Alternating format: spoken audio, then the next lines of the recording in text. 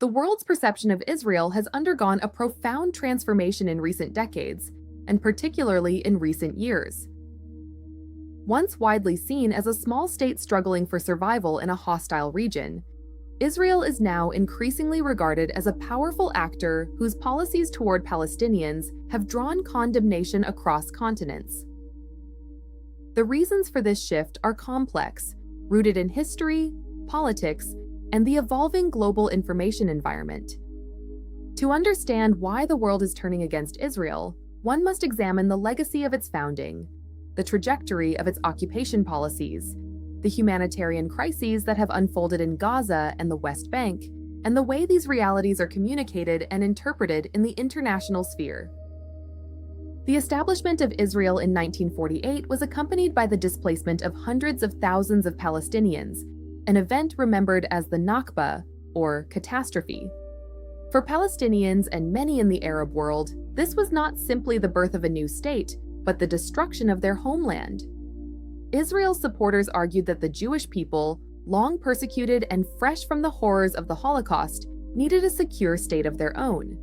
Yet for Palestinians, the creation of Israel meant dispossession, exile, and the beginning of a struggle for recognition and return.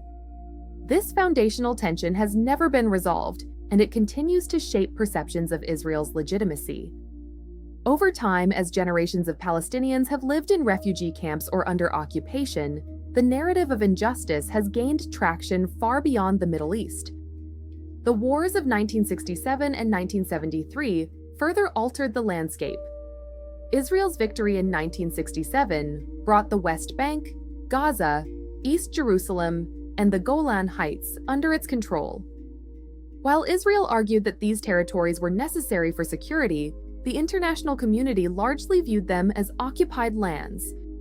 United Nations resolutions called for withdrawal, but Israel instead began building settlements. These settlements, often constructed on land confiscated from Palestinians, have expanded steadily, creating a patchwork of Israeli enclaves across the West Bank. For many observers, this expansion is not simply a security measure, but a deliberate attempt to annex territory and prevent the creation of a viable Palestinian state.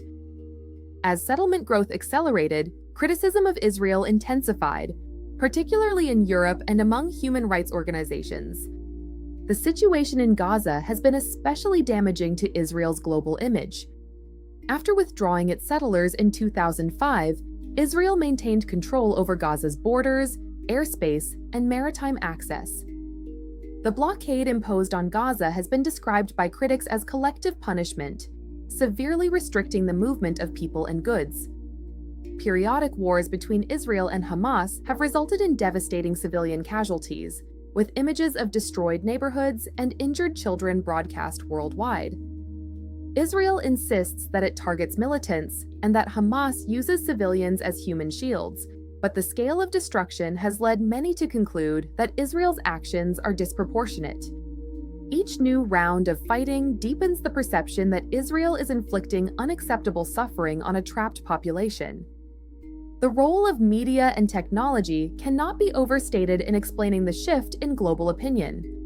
In earlier decades, coverage of the conflict was limited to traditional news outlets, which often framed Israel as a besieged democracy defending itself against terrorism. Today, social media platforms allow Palestinians and activists to share real-time footage of bombings, raids, and protests. These images bypass official narratives and reach millions directly. The immediacy and emotional impact of such content have galvanized grassroots movements worldwide. Young people in particular, who consume news through digital platforms rather than traditional media, are more likely to view Israel as an aggressor. The democratization of information has eroded Israel's ability to control its image abroad. International diplomacy has also shifted. In the past, Israel enjoyed near unconditional support from the United States and significant sympathy in Europe. While Washington remains Israel's strongest ally, cracks are appearing. American politicians, especially younger members of Congress, are increasingly vocal in criticizing Israeli policies. Public opinion in the United States is also changing, with polls showing declining support for Israel among younger generations and growing sympathy for Palestinians. In Europe, governments have issued stronger condemnations of settlement expansion and military actions. Some countries have recognized Palestine or supported initiatives at the International Criminal Court. In the Global South, where colonial histories resonate with the Palestinian struggle, opposition to Israel has become more pronounced.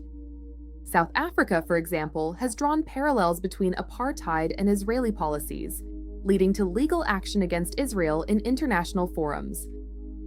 Human rights organizations have played a crucial role in shaping perceptions.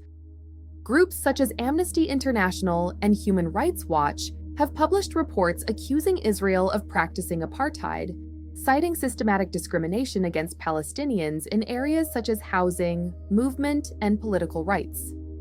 These reports carry weight in international discourse, providing authoritative backing to claims long made by Palestinian activists. The use of the term apartheid is particularly damaging, as it evokes the moral clarity of the global campaign against South Africa in the 1980s. Once such comparisons enter mainstream debate, they influence public opinion and policy discussions in powerful ways. Religious and cultural factors also contribute to the shift. Attacks on places of worship, including mosques and churches, have drawn condemnation from Muslim and Christian communities worldwide. The targeting of journalists, medical workers, and schools further undermines Israel's claims of restraint. In many societies, these actions are seen not only as violations of international law, but as affronts to basic human values. The moral outrage generated by such incidents transcends political affiliations, mobilizing diverse groups in protest. Economic activism has emerged as another dimension of global opposition. The Boycott, Divestment, and Sanctions (BDS) movement, launched in 2005, calls for nonviolent pressure on Israel to end its occupation and respect Palestinian rights. While controversial, BDS has gained traction in universities, trade unions, and cultural institutions. Some governments have sought to outlaw or restrict BDS, arguing that it promotes anti-Semitism, but the movement continues to grow. Its success lies not only in economic impact, but in raising awareness and framing Israel as a pariah state. The symbolism of boycotts resonates with historical struggles against injustice, reinforcing the perception that Israel is on the wrong side of history. Israel and its supporters argue that much of the criticism is unfair or motivated by hostility toward Jews. They emphasize Israel's right to defend itself against groups like Hamas, which openly call for its destruction. They point to rocket attacks, suicide bombings, and other forms of violence that have killed Israeli civilians. From this perspective, Israel's actions are defensive, aimed at protecting its population from terrorism. Moreover, they argue that Israel is singled out for criticism, while other states with worse human rights records escape scrutiny. These arguments resonate with some audiences, particularly in countries with strong historical ties to Israel. However, they are increasingly overshadowed by the visible suffering of Palestinians and the perception that Israel's policies go beyond self-defense to systemic oppression. The accusation of anti-Semitism complicates the debate.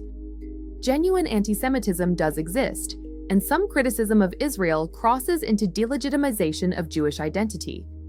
Yet many activists insist that their opposition is directed at Israeli policies, not Jews as a people.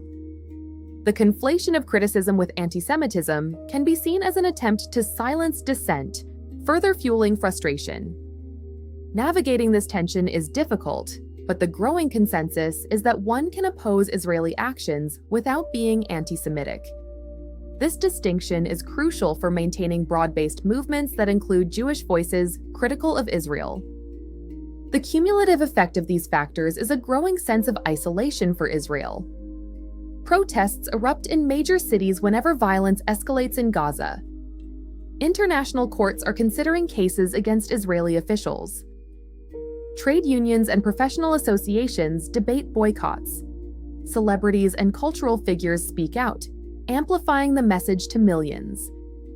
In diplomatic circles, Israel faces increasing scrutiny, with resolutions and investigations multiplying. While Israel retains powerful allies, the trajectory of global opinion is unmistakable. The narrative of Israel as a victim is giving way to the narrative of Israel as an oppressor. This shift has profound implications for the future. Israel's leaders must grapple with the reality that military superiority cannot shield them from moral condemnation. The erosion of support in Western democracies threatens to weaken diplomatic backing and economic ties. The growing solidarity between Palestinians and global movements for justice strengthens calls for accountability. If Israel continues its current policies, it risks becoming further isolated, with consequences for its economy, security, and legitimacy. Conversely, meaningful steps toward peace and equality could alter perceptions, but such steps require political will that has so far been lacking. In conclusion, the world is turning against Israel because of a convergence of historical grievances, visible humanitarian crises, and the democratization of information. The occupation of Palestinian territories, the blockade of Gaza, the expansion of settlements, and the disproportionate use of force have created a narrative of systemic injustice. Social media amplifies this narrative, human rights organizations validate it, and international diplomacy reflects it. While Israel insists on its right to self-defense, the global community increasingly views its actions as oppressive. The moral weight of the Palestinian struggle, combined with the resonance of anti-colonial and anti-apartheid movements, has shifted opinion decisively. Israel now faces a world less sympathetic to its claims and more determined to hold it accountable. This transformation is not sudden, but the result of decades of policies and events that have accumulated into a powerful tide of opposition. Whether Israel can reverse this trend depends on choices yet to be made. But for now, the trajectory is clear. The world is turning against Israel. And that wraps up today's deep dive from the Situation Room. If you enjoyed this breakdown, make sure to like the video, subscribe to the channel, and comment below with your thoughts. Don't forget to follow us for more global analysis, and hit that notification bell so you never miss the next Situation Room update. See you in the next one.